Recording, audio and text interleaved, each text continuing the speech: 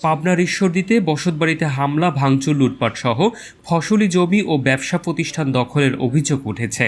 গত ৫ আগস্ট বিকালে উপজেলার চর গড়গড়ি এলাকায় এমন ঘটনা ঘটিয়েছে একদল দুষ্কৃতিকারী।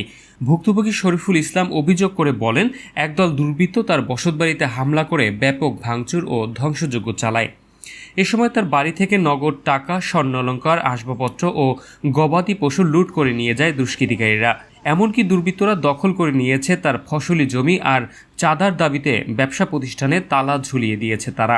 ইট মিট সব ভাঙেছে, তারপর টিন কাটিল আছে, টিনের বাড়ির ভিতর ঢুকে তার বাড়িতে একটা গরু ছিল সেটি নিয়ে গেছে, লিজা জবাই করে খাইছে। ক্যাশ ডয়ারটা ভেঙে ডয়ার সহকারে আমার যে ভোটার আইডি কার্ড সহ, আমার মাস কার্ড সহ টাকা পয়সা ছিল ডয়ারে ৩,৪০,০০০। তারপরে আর একটা ডয়ারে ছিল 4.5 ভরি গহনা মতো, ওইগুলা নিয়ে তারপর কাপড় চোপড়, এমন কোনো জিনিস নাই যে লিজায়নি। বর্তমানে তিনি প্রাণ ভয়ে বাড়িতে যেতে পারছেন না।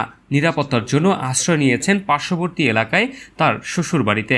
এই ঘটনায় ঈশ্বরদী থানায় একটি অভিযোগ দায়ের করেছেন বলে জানান ভুক্তভোগী ওই ব্যক্তি।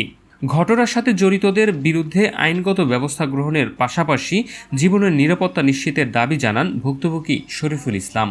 ঠ্যাং কাটি দেবো, রক কাটি দেবো, এরকম নামা বিভিন্ন আমার নামে কোনো মামলা করলে তোকে মারি ফেলা দেবো, গুলি করবো। আমি এটি সুষ্ঠু বিচার এবং তদন্ত দাবি করছি।